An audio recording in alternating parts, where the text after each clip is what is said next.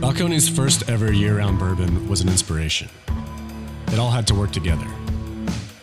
A blend of carefully selected ingredients, Texas-sized pot stills, and creative people determined to find the absolute best way to usher a new whiskey along.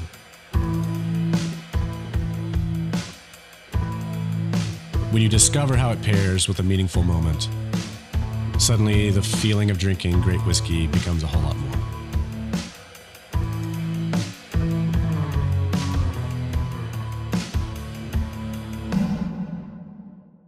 Hey everybody, welcome to this week's episode of Whiskey Neat, spirited conversations with interesting people. I am your host, Kristopher Hart. Now this week, I sit down with a Houston comic from here, still lives here, never left. His name is Ali Siddiq. He's in town. He actually filmed in the Houston Improv last week, his 1 hour special.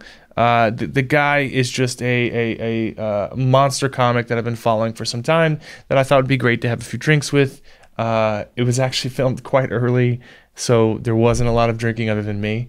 But let's get to paying the bills. So Whiskey Neat is brought to you in part by Legent Bourbon, a first of its kind super premium bourbon that melds Kentucky distilling tradition with Japanese blending excellence. You can order a bottle in your area via drizzly.com, and please, as always, drink smart.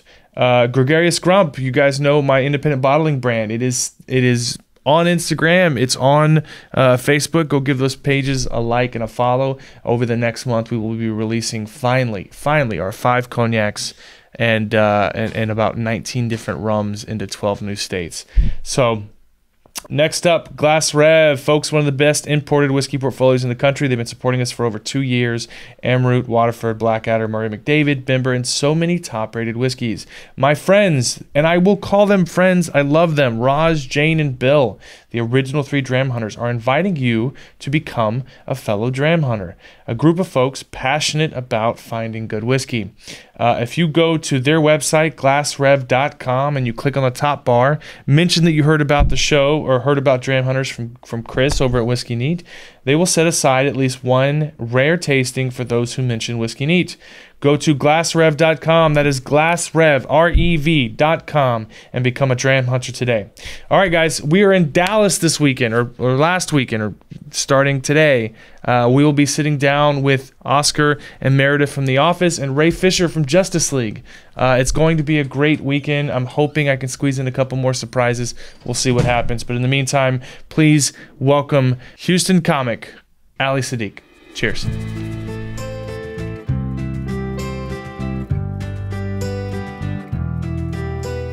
Ali, welcome to the show, man.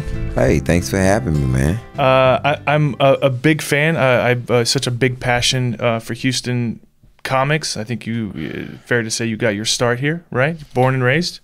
I can say fairly I got my start in comedy here. Yeah, I can say that. One of my proudest achievements, other than doing 1 open mic set or 2 open mic sets, was Ralphie May's sister delivered my last 2 kids. Such a Houston legend, you know? Dope. Yeah, so I've been following you for a while. I'm a huge fan of your comedy. Obviously, you're in Houston this weekend to film your special. Yes, sir. We talking an hour? Yeah, always. Never. You know, I think I've only done 1 half-hour special. That's not really. It's not a special. It's half hours. I watched it, yeah. With Comedy Central, but other than that, I've only done hours. Yeah, well, there's a big push nowadays, especially from people, like I've talked to Brendan Schaub about it quite a bit, about how a lot of people are doing half hours again, and I'm like, nah, give me the hour. Give me the full experience. A lot of people don't have the hour. That's the thing. You know, an hour is a long time to keep people engaged that don't know you. You know what I'm saying? Or even people who know you. So the half hour is a good introduction to people to see how say if you're doing it for a network. I had a 30 minutes is 22 minutes. Yeah. After commercials, yeah. You know, when you edit, because they only gonna shoot 22 minutes of it. You know what I'm saying? Really, they gonna edit it down. So if you do a hour, it's only really 45 minutes, realistically. Right. So if you a person like myself who I'm doing an hour 20, hour 30 every weekend, every show, different material, that's, you know, that's easy for me. But for somebody else who's not doing that, because a lot of people regurgitating the same material. I love Bobby Lee, but one of his biggest, he's afraid to do a special, and one of the things he's talked about is like his act hasn't changed a lot over the last decade. But with Bobby Lee, it doesn't actually have to, because he has a niche. So did Gallagher change his act? No. Well, for what? Sure. You have your audience and you keep doing that. Carrot Top for like 30 years. Carrot Top acted the same act as Gallagher. Sure.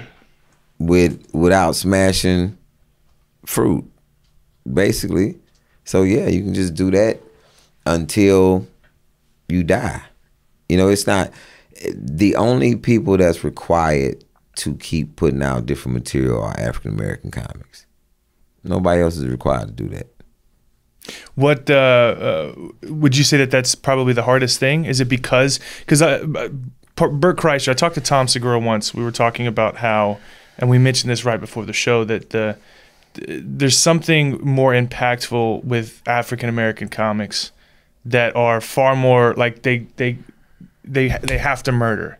Like they're just like they're whereas Bert takes his shirt off and he's someone you want to drink with. The level of intensity, the jokes have to hit so much harder. Is that what you think's really causing? Is because once a joke, audience. What's that? It's the audience, and it's so the guy who played Gilligan, right?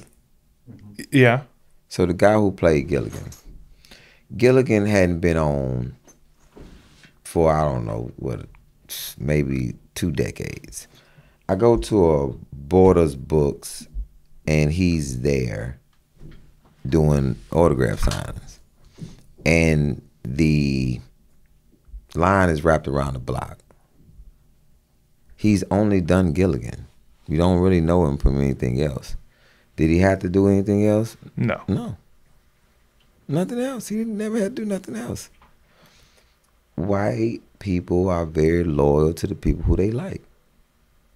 The Grateful Dead don't have to release new albums. A new album. Yeah. Ever. Well, I mean, David Hasselhoff is still. David Hasselhoff is huge in Germany. David Hasselhoff. He doesn't have to do, and with Bert and. Bert doesn't have to do a sitcom. Nobody's asking Bert to do a movie. With most white comics, just like with Asian comics or, Filipino comics or Indian comics, it's not a lot of them. So what's the choices? Sure. You know what I'm saying? So you can just do, it's not another Bert. There's not another Doug. They just doing what they do. Sure. You know what I'm saying? And people gonna see them come do that forever.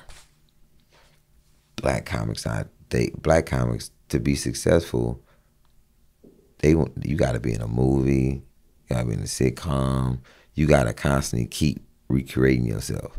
Cause what you did the last time was cool, but I saw it. Sure. Well, like Kevin Hart, I think is a great example of someone who does everything. Right, like it's a constant flow of output. Like there's not, there's not a 40-year-old version 7. Like there's not like where he plays that character that's complaining. Like he's always putting something new out. But Kevin is the prototype of what Red Fox and Flip Wilson, and that's the lineage of black comedy though. Like Kevin is not the standard. Kevin has done everything that all the other greats have done. What has Kevin done that Eddie Murphy didn't do? Sure. Or Chappelle. Cat. Cedric. Cat's a monster. Cedric. Jamie. Bill Bellamy. D.L. Hughley. Steve Harvey. Eddie Griffin. I could name all the top tier and the second tier, and they've done every single thing that Kevin has done. that's the criteria of being a successful black comic. You have to be able to do everything. And then when there's people that gatekeep from you being able to do everything, then a lot of times people feel like they're not successful, even though they're successful in one lane, but you don't have a movie. But you're a comic though. Yeah. You didn't. Nobody said that you was a thespian. Comedy is one muscle based upon your perspective and your outlook on things that happen to you in your life and your friends. That's not somebody else's words. So to be a great comic, if you black, why do you have to have a sitcom or a movie? Sure. Because that's not the gig. If you're a wide receiver, nobody's asking you to have sacks. Oh, Jerry Rice is not a great receiver. He had no sacks. Well, that's not the gig. The gig is to catch the ball. You know what I'm saying? I'm surprised you didn't mention Paul Mooney in there. I mean, that guy was just Paul Mooney just saying, the list, Sinbad, the list goes on and forever, on yeah. when you talk about black. I didn't even list the women. Sure. So you got Thea Vidal. Thea Vidal is from Houston. Is she not one of the most successful comics of all time? Give you an example. And this is a hell of an example. In Texas, what's one of the most successful comics that people talk about? In Texas. Well, I mean, Steve Trevino's done really well here, but I don't know that people are. I'm talking about the big names. The big names. The people. Ralphie May would be another one. The people you gonna go to comedy clubs and they name and they picture gonna be on the wall. In Texas, man, that's a good question. I feel like, I mean, every time Eddie Griffin comes into town, I see him, but I don't feel like he's necessarily. Who? Eddie Griffin. Eddie Griffin, not from Texas. Oh, you mean from Texas? Yeah, from here. From Texas, gotcha. I don't know. In Texas, who are you thinking? Like people don't give. I mean, besides you, they don't give Thea Vidal. Thea Vidal is one of the first African American women to have a sitcom. You know what I'm saying? Right. You got to think of the people that's from here. You know, you have what's my man that really talks real crazy. His name comes of my I'm losing my train of thought. Sam Kinison. Yeah. Sam Kinison's from here. Yeah. You know, Pentecostal. Right before you get hit by that car. Yeah, and what's the guy who is the dude who I used to hear about all the time, and his face is on the wall. Houston Chronicle did when they did a story when they named all these Houston comics, yeah. You know, but they left me out. Sure. So they left me out. The only comic here that's nominated for a Grammy, only comic here with 6 albums, the only comic here with multiple specials, the only comic here been featured on almost every single network. Was one of the top comics in the country, voted by Comedy Central. But the Chronicle left me out. I had no problem with it though. Well, and I actually I was curious about this because at one point I knew you were from here, but do you live in LA or do you still live here? I always lived here. Yeah, you never left. I've never left, and I was the one that never left. The standard of not leaving your city started with me 22 years ago. So that's the thing. Before I declared that I was never leaving and people were gonna find me here, everybody was telling me you had to go to LA or New York. That was the standard. Everybody was saying it, yeah. LA, New York. So let's say before 1999, had you ever heard a comic say anything about staying in a city? Most people can go back and say no. No, the entire idea of the American dream is to leave the middle of nowhere, Kansas, and go to Hollywood and become yeah. And so when I started, 1997, that was the staple. You leave and you go. So I do an interview because I just got signed to do comic view for BET. So I get out of prison in 1997 of October. I started doing stand-up in December at Just Joking Comedy Cafe. Then 98, it turns 98. I gave my full year of, grinding. In middle of 1999, Comic View, I get picked to be on Comic View. So 99, so in a year and a half, I'm on Comic View. And my thing, people ask me, are you moving to LA? I'm like, nah, I'm gonna stay in Houston. Right here, yeah. Because I was offended that people felt like you had to leave. Well, and now people are all coming here, right? The entire LA exodus has been Texas, mostly Austin, but coming back here. No, but see, they've been here a long time. They'd already been here. So the only time people saying Austin is because Joe Rogan went there. Mm-hmm. But was they saying Houston when Tommy Davis and Lavelle Crawford moved here? This time we talking about Tommy Davis. You know what I'm saying? I didn't know they lived here. Yeah, that's the thing. I love Lavelle Crawford. yeah. This is the thing. He moved here, so it's a lot of comics that live here in this city because this city has a massive history in comedy. Steve Harvey had a spot here. Louis C.K.'s first album was here. You know what I'm saying? The Laugh Stop, yeah. Nephew Tommy on the national show, he's from here. Keir Spate's from here. It's a plethora of comics that's from here. You have right now Kevin Iso. Kevin Iso has a show, Brooklyn Misdemeanor on Showtime. He's from here. Started here with me. He's from here. So you feel like even here in Houston, there's a blatant ignoring of black success. Of not just black success, the comedic success of people that's from here. It's like when your city not bigging you up.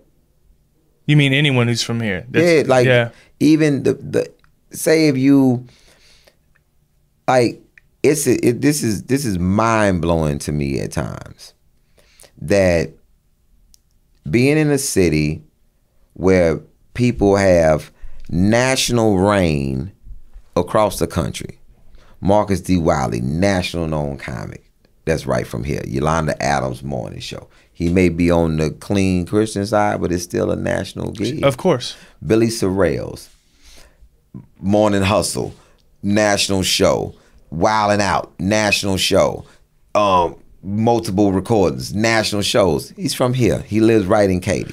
I feel like part of that is when the Laugh Stop went away, there wasn't anything else there. And I hate to shit on the Improv, which I love the Improv. I'm there all the time. I work with their people. But I don't feel like they necessarily, like you said, push the local. I don't feel like the Secret Group's great. I love Andrew. They've been on the show a couple times. We've talked to them a lot, and we're doing a show with Keisha Hunt and Barry Laminack on the 2nd. But I feel like when the Laugh Stop left, there seems to be a disconnect. Not as hometown hero feel if the Improv's the only spot. Who did the Laugh Stop produce? Well, besides Ralphie, I want to say there was, like you said, Sam Kinison. There was a couple. Bill Hicks, thank you. Bill Hicks is the standard here. Yeah. That's who everybody. But I feel like that was the era of comedy back then. We're not in an era of comedy here. Houston, I love Houston. I'm from here. I grew up here. But it does. I go to every show. It doesn't matter if I'm seeing Andrew Schultz in Austin on Monday, and we're going to Dallas this weekend. Like, I am a comedy fan, but I don't feel like the city sees it. It's a different era. Like, I'm waiting for that next wave of comedy to really hit Houston. Like, not the next wave of people, but the next wave of love, like the next wave of appreciation. Who do they have to appreciate? Well, like you just mentioned, all these comics that are from here that have never left, all these people. But if the people don't, if the industry doesn't show admiration towards the people here, that's entertainers. Sure. So, give you a overhaul look at something. When you are a person that's navigating the road, if I go back, and because I've been here for 22 years doing stand-up, so when I look at the history of how everything plays out, Mo Amir just shot his special here yesterday at the White Oak. A-Leaf. Another Houston comic. Yeah. Great comic. You know, a lot of success. The road that was paved, that we're in a business where people don't pay homage. So you know who DJ Screw is, right? Yes. Why? That's a good question. The 90s, I feel like even now, Bun B and Paul Wall are still like hometown heroes, but it's from a bygone era, right? Like it's not that sounds insulting. I don't mean it that way. I just meant nostalgia, right? Yeah, it's nostalgia, right? They say the number one thing that sells more than sex is nostalgia, especially to white people. Like you mentioned earlier, we go and see Gilligan after 30 years of him not even being on the air. I don't even know what he looks like now. But he dead now. Is he really? Not good then. Yeah, so not good. So no, not doing signings anymore. But why do you know DJ Screw? Yep. Because everybody talked about it. Yeah. Every single rapper paid homage to Screw. Every single rapper from every side of town. When you pay homage to something, you push it. The only reason you know about New York rappers or Atlanta rappers or any Snoop, because the people from the place push the people. Sure. The only reason you know about most people because they push by their people. So what's the solution then? What do you think fixes it? The people gotta have the app. Like I hear people, you know, they come in the city and they come to Improv. Like the Improv is like going back to something you said about the Laugh Stop. The Laugh Stop was fucking. No, I don't want to curse in the show. You can curse. The Laugh Stop. We'll bleep it for radio, but the Laugh Stop was the worst place to me. Oh, really? The worst place. I think for me growing up, I was so young and obviously not within the industry. I didn't work there, but a lot of I think at one point Ralphie actually sued him for falling to the stage. But the history, when you think of historical significance comedy scene within Houston, it's the Laugh Stop. Just Joking. Just Joking produced more stars than anything ever came out of the Laugh Stop. Wow. Do you know? Let's go to the first 3 in-house hosts of Just Joking Comedy Cafe. Arnez J. Killer. Bruce. Monster. Earthquake. I knew you were gonna say Earthquake. These the 3 standard hosts of the club. Like this is who's there every time the doors open. Then it goes to Mike Epps. Then it goes to Terry Gross. Then it comes to me. So do you think it's not every great comic I've ever seen, I saw at Just Joking. The only person I've ever remember even hearing about that was at the Laugh Stop was Chappelle. Him and Pete was super cool. I remember going to open mic at so let me counter argue you for a second. Go ahead. So everyone you mentioned, didn't they leave? And I would say that they're legendary, right? I mean, Earthquake and Bruce and they wasn't even from here. She had an apartment that she housed me in. This is where they started. So you're talking about looking at Arnez and Bruce and Earthquake from the beginning. Sure. They honed their skills. So you ever seen the movie Top 5 with Chris Rock?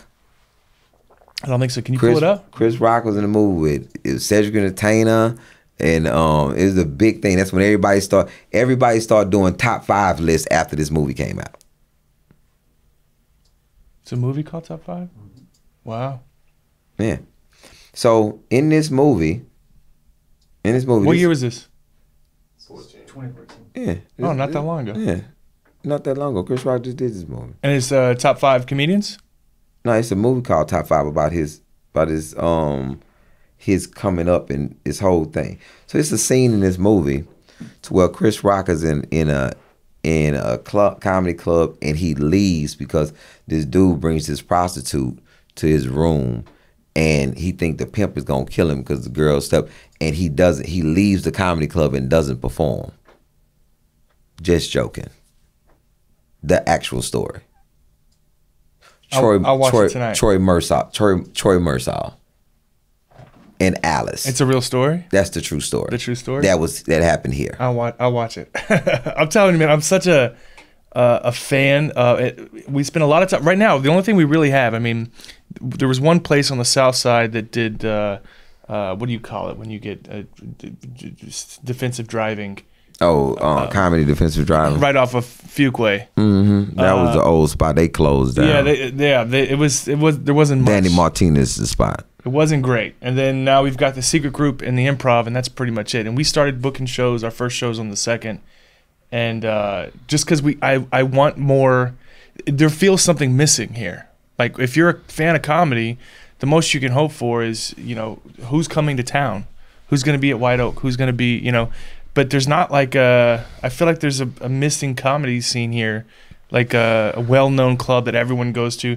I mean, the secret group, I don't know if you've ever been there or performed there, but yeah, I think the max they hold is like 200 something, and we're doing 400 on the 2nd, and then you've got the Improv, which is like 450. Five. So something's not here that I think is what's missing. Which is? I don't know. That's a good question. And I think more people should say I don't know when they don't know instead of coming up with some bullshit answer. But I don't know what's missing. I know that there are people who love comedy here. This is a music-driven town. You think so? Name another genre that gets more airplay than music here. I mean, the biggest stars are musicians. Bayou, City Music Center, White Oak, Warehouse Live, House of Blues, all of it's mostly most music. The success of Houston, the success of this city, did it come through comedians or actors, or it came through artists, whether it was jazz, blues, R&B, or rap. Nobody. Coretta Devine is one of the most successful actresses of all time. She's right from Acres Home.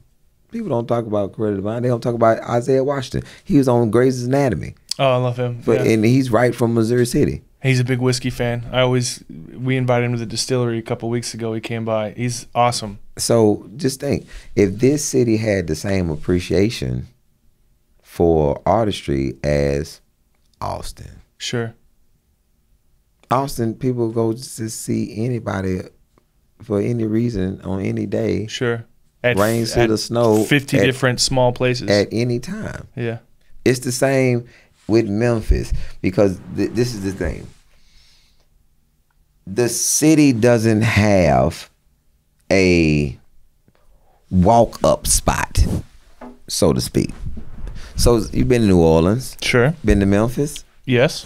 Been to Austin. Oh yeah. What's all the same? You got one street that everything's happening on. Yeah, we'll park about a mile away, and there's something to do as far as you can walk. As far as you can walk, until your legs get tired on both sides of the street. You can hop in any spot. I can stay here for 20 minutes, then go over there for 20 minutes. I can do this all day till 9 in the morning. Come on. Let's rise. We are the ones with the fun burning, baby. You can shake it till you break it in the morning light. Come on. Get prepared as soon as you hit the playback. We about to ignite every one of them haystacks. If you ain't ready, fool, you should make tracks. Push the beat rock, no time to fake jack. Rock it out all night. See the flames rising as we rise. Show me what you got. Get a sip of the rye. So are you happy here, or are you waiting for something to change, or what you feel like you've identified the disconnect, that there is not a place that you can wander here? I mean, there is some stuff in the art in the museum district, but that's not really, you're not going there for entertainment. So what's the fix? I'm not trying to fix it. I'm trying to fix the people. Sure. The people, once the people have a different appreciation for the artist that's in their city, because the thing is, I know this is a labor of love for me to even shoot a special here, because when I was first coming here, shooting things, I brought HBO here, I brought Showtime here, I brought everybody who's ever shot anything with me has come here. Sure. Either come here or I'm gonna fly there for a day because I'm not leaving here. Right. So the industry in turn started looking at people outside of LA because I wouldn't leave. And it started with Comedy Central. They were like, yo, we found him in Houston. What else is out there? Let's go out and start looking for more people. So then you start hearing people talk about staying home. But I've been saying stay at home since 1999. Yeah. I mean, Steve Trevino, I talked to him about it a little bit, and he gave up early. He was like, I don't, the LA thing's not for me. I moved to the hill country in Texas. And as far as I know, he kills it. He every time he comes into town, the place is packed to the brim. But are people necessarily talking? Is he in the zeitgeist? I don't know. But it depends on what you want, though. It's out. That's also another thing. I don't want to do anything but stand up, so I don't have to be in this chasing on this wheel of what is out there. I'm on the road. I'm on the road every weekend. So you kill it, man. It's like we all the way into January booking already. So it's like I don't think I'm playing the game the same way other people are playing it, because I'm cool with what I'm doing. Most people are like, well, what, you pull up my IMDb, you will see a lot of things on there that you have no idea that I did. Like, oh, he was on Punk'd? Didn't know, did you? Sure. It's like, it's so many of these things. I could give people a list of things and they'd be like, well, I had no idea that you was on there. But if I was a rapper, I'm on XM radio, so people across the country know me because I'm played on all 5 XM stations. Right. But what station here plays?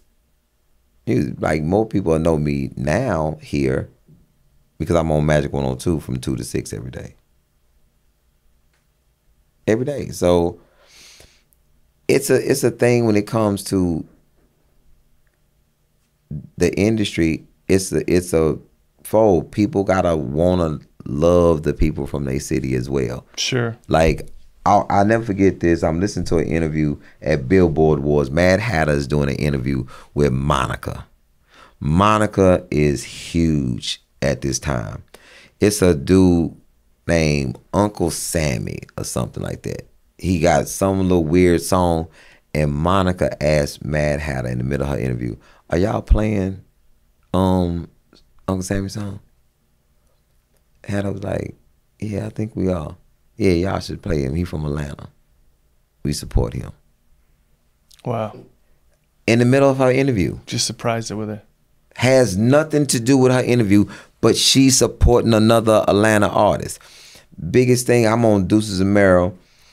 I'm doing the show, and the man asked me, he said, man, who you listening to? Who you like out of Houston? Oh no, he said, what artist do you like? I said, Beat King. Somebody from Houston. Sure. So I'm in London. I'm doing this show, and the lady said, we're gonna do this thing where we go to your music in your phone and we play the first song that you listen to. So this is going out over a national, worldwide hilarious thing. So they doing other people first, and I'm going through my phone and I'm deleting all the Sade and all the stuff I listen to, just so when they get to my phone, the first person they push would be Toby. He from A-Leaf. He's my friend. Sure. So his first. I feel like you're ahead of your mind is thinking so much more, almost aggressively, proactively ahead in those things. Like you're committed to this belief that we should be pushing more often. There should be creating an environment of support for local talent. How many comics have you interviewed from Houston? Probably quite a bit. 6. 6. You ever asked them who their favorite comics were? Who their influences were? I don't think so. I think we talk about who are, like, I'm sure at some point every legendary comedian's come up, right? But Andrew, Dusty, Brad, Charlie. There's been a few. Q Agenti, he's not from here. He's from Nigeria, but he's incredible. Agenti, all them started all them. Sure. Who did they mention? probably legendary names, right? Sure. Yeah. But didn't give a fuck about the people who trained them here. Right. That's what fucking Houston artists do all the time. Because their mind's elsewhere. I've heard so many artists from here that's Houston comedians that I personally wrote for, trained, watched you come up, started you, and then you get in the interview and the first thing you say is something about some fucking New York comics or some legend that you idolize. And what the fuck Richard Pryor had to do with you? Did you ever meet him? Yeah. Yeah, I mean, Zahed's another one. Like, I love Zahed. Yeah, and then he's moving to New York. He feels like he's spinning his wheels here. Like he needs to go elsewhere. So it's because they follow these things and these ways and don't know. Mass majority of the people who move other places still call me to navigate the other places that they at. Sure. For advice. But see, that's the thing. When your mindset, the reason why you know LA and New York for certain things, because everybody goes there and bigs that up and say fuck their own city. Right. But the thing is, if you stay home and you big up your own city and you do things in your own city and you create in your own city, you create a bubble. That's what rap artists did here. You think Zero cares about what's going on in New York? Or Slim Thug cares about what's going on in New York? Or Bun? You know what I'm saying? Or Kiki? Beyonce, Destiny Child didn't give a damn what's going on nowhere else. Solange don't care. It's the culture of the artist and the people. If you big up your city and you big up and you support the people that's in your city, because why do people think that somebody gets big and then want to come play for the people who didn't support them on the way up? That's why most people leave and don't come back. Leave and don't come back and then get in interviews and don't mention where they from. Because they weren't happy there. Man, you're making good points. I mean, yeah, you're making me want to drink more. It's a thing about support. It's like if you had to rely on only waiting on artists to come in town to do your show and never had no access to people that was in town that was doing things, that'd be weird. Yeah.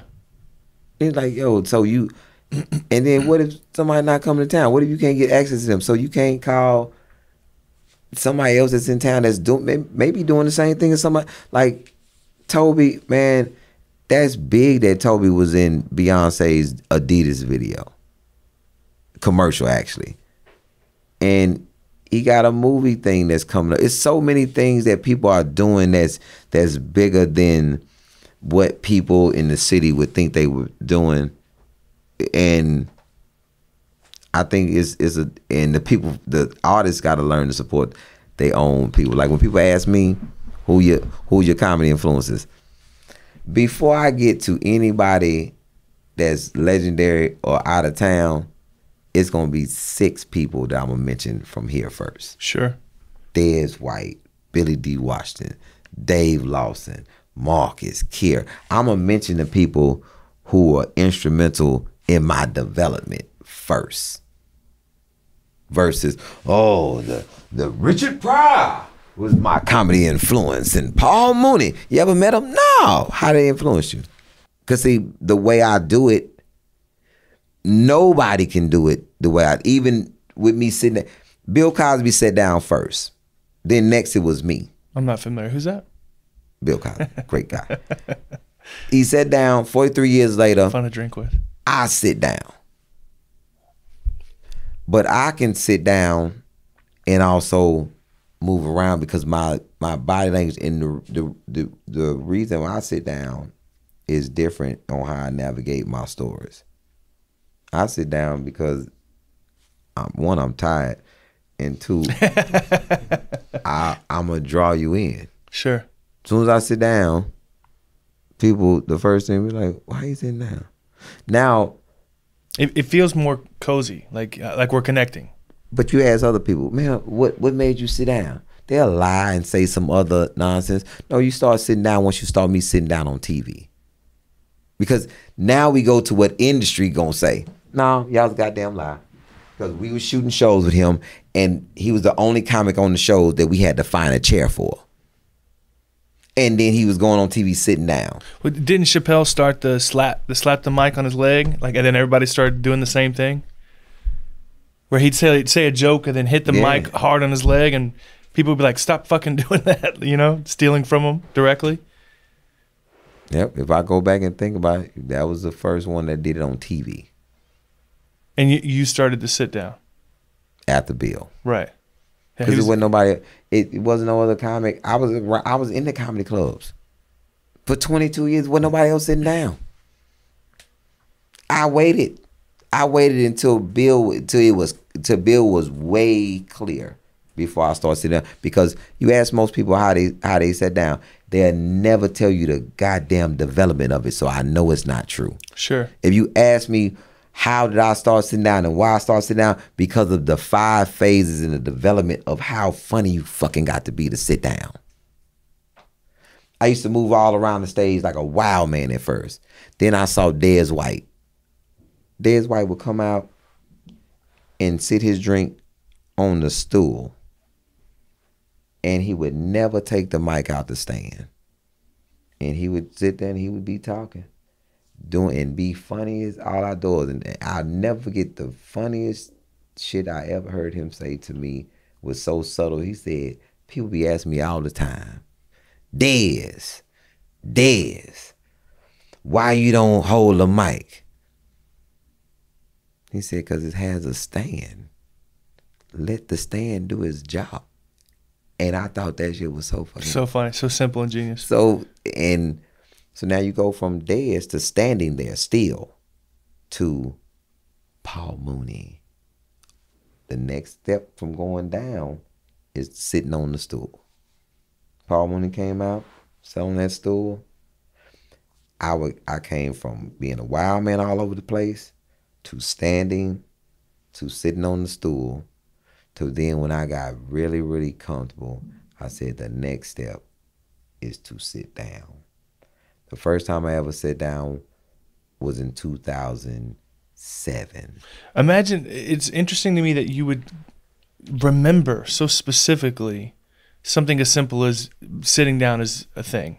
I remember the first day I decided to do it. I was on the road with DL, and I told his road manager, Gary Monroe, I said, I'm going to sit down. I want to chill on stage. He said, you think you that funny yet? I said, yeah. He said, shit. And then I remember what he said. He said, let's make this shit even more difficult than that. No introduction, no music, no nothing. And I said, bet. And I walked out there, the mic was just out there. I grabbed that mic, I moved the stand out the way, and I sat down. And I said, hey. And I've been doing that since 2007. Every time? Every single time. I walked, if anybody went on NBC and watched me on NBC, I went from Bring the Funny, it went in 2 minutes. Now I got 2 minutes and 30 seconds. I'm a storyteller. I'm trimming stories, 16-minute stories down to 2 minutes and 30 seconds. And I'm walking out, chair on stage, walking out, sitting down. Hey, national TV. Half hour, same thing. Just huge confidence. No one can tell you're nervous. And you can't ever tell I'm nervous. And I'm nervous every time because I have a healthy respect for the craft and the people. So I don't go out there like, oh, I got it. No, I got to feel it and know that they with me. So it's, before I do something, it's very well thought out because I try not to do the other things that other people do to make sure I stand out, even away from the stories. I've got 2 more questions, but how are we doing on time? If we need to wrap it up, we can. You want to mark this? I got 7 minutes. We do a solid hour. All right. So, you mentioned the 5 stages of development. Mm-hmm. I've never heard. Is this a particular well-known thing within the comedy community of when you become a open? Because there's this ignorance that happens with people. People assume if they see you at day 1, oh well, this guy's not funny. He'll never be funny, and they don't realize people like Louis C.K. or any of these people, Bill Burr, who we would consider legends now, but in 2002, they weren't. Nobody really talked about them. Right. So what are the 5 stages and where, how do you know what stage you're in and when you're complete? You have the beginning. I had a beginning when you very new and you learning, and then you have the next stage after the beginning, your creative stage. Sure. Because in the beginning you are not creative, and by no means. People think that they are creative. All that shit has been heard before and regurgitated by several people. Then you get into your creative stage where you think that you feel like you got something, but it's not really developed, and you working. Sure. And you kind of stuck because you got 15 minutes of it, then you got 15 minutes of fluff. Then you get to this stage to where you are the feature, because those stages are host stages, which are very important stages. You should be hosting a lot in these particular stages, because when you trying to be creative, you need space to do it. And as a host, nobody's asking you to be great. Sure. You just warming it up. So you go out and you do all your creative shit and try to get legs up under all these comfortable things. Yeah. You know what I'm saying? You're not a beginner anymore. You in the creative stage. Now you writing and you trying to find shit. So now you get to where you featuring and you're presenting the things that you write. And then now it has to be well crafted, because now you're working to another stage to becoming a closer. Not a headliner, closer. Headliners put asses in the seats. Closers are strong enough to close the show. And you know where you get your closers from? These particular places that you say don't exist anymore. Well, somebody does a one-nighter and they start to get they legs up under them and knowing what to deal with, because these are different phases. When your feature is the easiest 20 minutes in comedy. You're already creative. You already know what you do. You ain't nervous. You got 20 minutes. You go out there, you do your thing, and then you bring up DL or Cedric or whatever. No pressure on you at all. Sure. When you start coming to closer, that's tough. Going towards the headline thing. So now you're a closer. You strong enough. People, they can get bodies in the building. You seeing now you dealing with shit like the check drop in the middle of your show.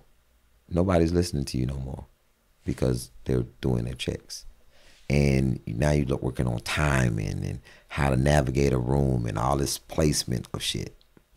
Now you go into the headliner stages where now somebody's paid $50 to see you.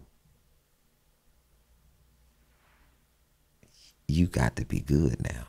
So do you feel like there is, and how do I, you don't have to name names, but do you feel like there are headliners that aren't in the headliner stage? Yeah, several. Aren't in stage 5? Several. That's stage 5, right? Headlining? Yeah. Yeah. So how do you check yourself in that regard? Like, how do you, are there times that you felt like you were in that stage and then other times you questioned if you weren't there yet? I've always been in the right stage at the right time. Always. In comedy, I've been career perfect when it comes to development. I've been damn near perfect. Because I you know how other people accept TV, like somebody bring them up and they say all these credits and shit they've been on. Sure. Now somebody did it one time, they never done it again. And I say, yo, because if you do it, I'll walk on stage and say, I've never been on none of that shit. And I tell people, hey, don't ever introduce me to something I haven't not done. Sure. You don't need to sell me. I've always been that. When I was a host, I did host shit. I didn't go into the green room. I watched. I was on time. I did. When I got to being a feature, then when I got to being a feature, and I started going towards the closer stage, I was on the road with DL. So it's 2-man shows. I'm going out doing 55 minutes because now I'm being trained. Hey, you're going to eventually go to closing. I need you to know how this shit navigates. And so I'm in the hardest position because I'm coming up. The room is cold, so I have to host first. Then I have to start featuring because the room is cold. Sure. So that's 55 minutes before he come up and do an hour 10. You got to do it all. Which is no problem because I'm thinking that, oh, this is hard at first. Then I start thinking, you know something? I used to get in trouble when I was playing basketball, and coach used to make me run horses. You know, he had to run, touchdown, run. But when the team would get in trouble, they would have to run horses. I was never winded because I had been doing this shit. Sure. I'm always in trouble. Y'all just now getting in trouble. So I took the fact that I had to do that all the time as I'm just getting better. So it didn't bother me. So I put people in that position and they folded on me. Oh man, I gotta go out and do all this time. They wasn't ready. Sure. So where can people find you coming up the next few weeks? Where are you gonna be? Philly. I'm at the Punchline in Philly. Then Next weekend? Yeah, next weekend. Which would be, this will air next Friday, so that weekend, this weekend. Yeah, this weekend. Yeah. Then I'm in Omaha. I don't even know the club. I'm in Omaha though, because it's very new. This is my first time ever even going to Omaha. Well, listen, I appreciate you doing this. I appreciate meeting you. I look forward to continued following. I'm a fan. I've been a fan for a long time. So thanks so much for doing this, and Oh man, pleasure's all mine. appreciate it, man. Thank you for supporting Absolutely. Houston Comedy. Cheers, guys.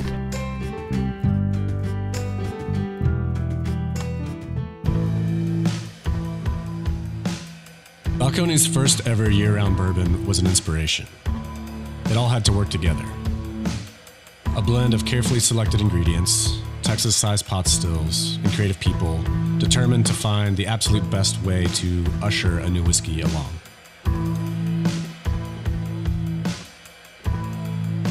When you discover how it pairs with a meaningful moment, suddenly the feeling of drinking great whiskey becomes a whole lot more.